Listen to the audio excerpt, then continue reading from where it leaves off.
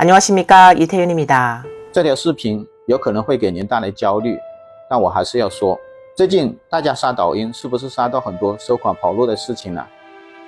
其实这是我们这个行业一个真实的现状，40%的门店与工厂基本上都处于关门与倒闭的边缘，60%的工厂基本上都没事做，所以大家一定要看好自己的钱袋子，避免财货两空。 중국 경제는 불황이 계속되고 있습니다. 최근 상하이의 유명 풀하우스 맞춤 브랜드 오엔 찬장이 갑자기 문을 닫아 많은 소비자가 계약금을 돌려받지 못하고 있습니다. 2023년 말부터 수십 명의 소비자가 주택 리모델링 전시회와 플랫폼을 통해 수천 위안에서 수만 위안의 계약금 또는 전액을 지불했지만 회사가 갑자기 문을 닫아버렸습니다. 소비자들은 주문 제품과 서비스를 받을 수 없었고 환불을 호소할 곳도 없었습니다. 신민만보 보도에 따르면 여러 소비자가 햇빛 가구 박람회 등의 플랫폼을 통해 오엔 찬장을 접했고 제품의 품질과 할인된 가격에 매료됐다고 밝혔습니다. 소비자는 계약금을 지불하거나 심지어 전액을 지불하고 일부는 집을 방문해 책정까지 했는데 회사가 갑자기 문을 닫고 연락이 두절됐다고 보도했습니다. 소비자 펑 여사는 기자에게 주택 리모델링 중 타일을 붙이는 마지막 단계에 접어들자 작업자들이 가구를 준비하셔도 될 것 같다고 말해주어 그녀는 이를 위해 3월 말 햇빛 가구 박람회에 참석했고 그중 오엔 찬장이 마음에 들었다고 합니다. 이 회사의 제품은 기본적으로 원목의 뉴질랜드산 소나무이고 다층 주방 캐비닛은 유럽산 소나무 패널과 여러 기타 옵션도 많고 샘플도 좋아 보여 펑 여사는 그 자리에서 선뜻 계약금 1000위안 한화 약 19만원을 지불했습니다. 디자이너가 집을 방문해 대략 측정을 한 뒤 펑 여사는 오엔 찬장 영업점에 들러 계약서를 작성하고 45,000위안 한화 약 852만 6,600원을 지불했습니다. 며칠 후 펑 여사는 디자이너에게 재측정을 요청하자 디자이너가 고향에 와 있어 며칠 더 걸린다고 말했다고 합니다. 며칠이 지났지만 디자이너는 여전히 오지 않았습니다. 펑 여사의 불만에 영업사원은 디자이너를 교체하는 것에 동의했습니다. 그러나 이후 새로운 디자이너 방문도 물거품이 됐습니다.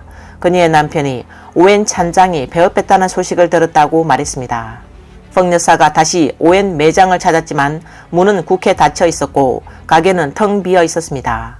문 앞에는 이미 많은 소비자가 모여 있었습니다. 지금까지 회사 관계자는 연락이 안 되고 수습 대책도 없었습니다. 올해 1월 소비자 장씨도 계약금 1만 위안, 한화 약 190만원을 내고 잔금 2만 6천 위안, 한화 약 493만원을 지불했습니다. 이 기간에 그는 여러 번 전화를 걸어 문의했지만 회사는 배송 날짜를 여러 번 변경하더니 결국 약속을 지키지 않았습니다. 예를 들면 치우 씨는 잔금 2만 위안, 한화 약 379만 3,600원을 지불했고 판 씨는 3만 3,500위안, 한화 약 635만 4,280원을, 차이 씨는 5만 위안, 한화 약 948만 4천원의 잔금을 지급했습니다. 오 여사와 리 여사는 잔금을 지불하고 배송기간 45일을 간절히 기다렸지만 결국 헛수고였습니다. 신민만보에 따르면 웬옌 가구는 오엔 찬장의 주요 위탁 생산업체입니다. 회사 관계자는 많은 소비자가 주문한 상품이 이미 생산되었지만 오엔 찬장이 배송 대금을 지급하지 않아 마침내 터진 것이라고 말했습니다. 현재 화물은 공장 창고에 쌓여 있으며 관련 주문이 약 100건에 달하고 금액도 약 200만 위안, 한화 약 3억 7,896만원에 달한다고 보도했습니다. 중국 네티즌들은 많은 사람이 돈을 지불했는데 갑자기 문을 닫았다면 이건 사기가 아닌가요? 어떤 사람들은 수천 위안에서 수만 위안까지 피해를 당한 사람도 있으니 이 회사는 너무 악독합니다. 사장도 전화 연락이 되지 않는다고 하니 이건 사기입니다. 반드시 엄벌해야 한다는 반응을 보였습니다. 네티즌들은 이 회사 위탁 생산업체는 우리 단지에 있는데 방금 간판을 뜯었어요. 저는 피해자 중 한 명입니다. 저도 오엔에게 당한 사람입니다. 현재 크고 작은 회사들이 매일 도망치고 있습니다. 경제가 좋지 않아 앞으로 이런 일이 더 많아질 것입니다. 2024년 중국 경제는 다시 한번 큰 타격을 받았습니다. 올해 초 18일 만에 전국 각지에서 상인들이 돈 떼먹고 도망가면서 발생한 집단 권리 보호 사건이 20건에 달했으며 자동차 딜러, 물류, 피트니스, 조기교육, 인테리어 등 여러 업종에 걸쳐 수천 명의 피해자가 발생했습니다. 이러한 금전 사기 사건들은 차량 구입비, 회원비, 등록금, 인테리어 비용, 대리 수령금 등을 받은 뒤 갑자기 문을 닫아버립니다. 사장과 직원은 연락이 두절되고 자금의 행방은 알 수 없으며 고객들은 대금을 돌려받지 못하거나 서비스를 받지 못해 채무 위기에 직면했다는 공통점이 있다고 언론은 전했습니다. 일부 피해자는 상점 집회를 통해 피해를 복구해달라며 지역 정부에 항의하는 경우도 있었지만 성과가 미미하고 오히려 경찰에 진압을 당하기도 했습니다. 예를 들면 허난성 정저우시 중모현에 있는 타이항 물류센터는 허난성, 산동성, 허베이성, 산시성 및 기타 성을 포괄하는 거의 100대의 트럭을 보유한 지역 대형 물류 및 유통회사입니다.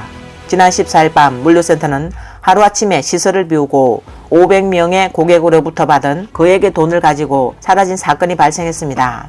상인들은 15에서 17일 연일 권익 옹호가 이루어지지 않자 18일 허난성 정부에 집회를 열고 현지 정부의 해결을 요구했으나 경찰은 도리어 권익 옹호자들을 여러 명 체포했습니다. 또 다른 사례로 광둥성 뚱관시의 용화호 그룹은 아우디, BMW, 벤츠, 폭스바겐, 토요타, 혼다 등 여러 브랜드의 자동차를 취급하는 현지 유명 자동차 판매 회사입니다. 18일 용화호의 4S 매장 80곳이 줄줄이 문을 닫으면서 계약금을 낸 수백 명의 자동차 구매자들이 차를 인도받지 못하고 4S 매장에 모여 권리를 찾기 위해 시위를 벌인 바 있습니다. 또 이들 4S점은 직원들의 임금도 많이 체불한 상태였습니다.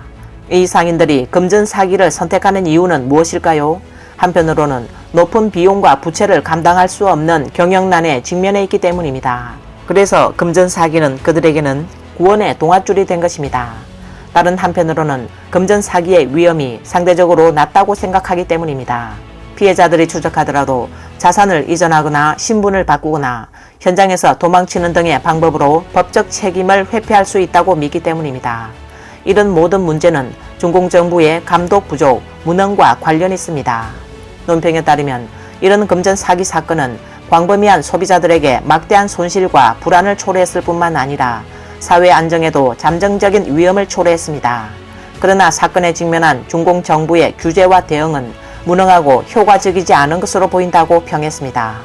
첫째, 정부는 시장 접근, 적격 심사, 신용 감독 및 기타 자금 도난 사고 방지 업무를 제대로 수행하지 못했으며 그 결과 일부 부적격 및 부정직한 기업이 임의로 시장에 진입하여 소비자를 속일 수 있었습니다. 둘째, 정부는 이런 사건을 처리하는 데 있어 적시에 개입, 조사, 중재하지 않고 소극적으로 상대방에게 책임을 전가하고 억압적인 태도를 보임으로써 피해자의 정당한 권익이 효과적으로 보호받지 못했습니다. 마지막으로 금품 탈취 및 도주 행위에 대한 처벌에서 정부는 관련 상인의 형사 책임을 법에 따라 추궁하지 않고 회유, 묵인, 방임 등의 방식을 취했으며 채무불이행 가맹점이 정당한 처벌을 받지 않고 범죄를 저지를 수 있도록 방조했습니다. 중국 정부의 잘못된 감독과 무능은 소비자의 신뢰와 권익을 손상할 뿐만 아니라 시장의 질서와 공정성을 파괴하고 사회의 화합과 안정에도 영향을 미칩니다. 이런 불법 자금 조달 사건은 중국 경제에 있어 빙산의 일각일 뿐이지만 중국 경제의 엄중한 상황과 경제 발전의 심각한 문제에 반영할 만합니다. 중국 국가통계국 발표를 보면 2023년 중국 국내 총 생산은 5.2% 성장해 코로나19 3년을 제외하고는 최근 30년 사이 가장 낮은 수준을 기록할 것으로 전망됩니다. 이와 함께 중국 증시도 참담해 CSI 300지수가 2019년 이후 최저치로 떨어지는 등 투자 심리가 얼어붙었습니다.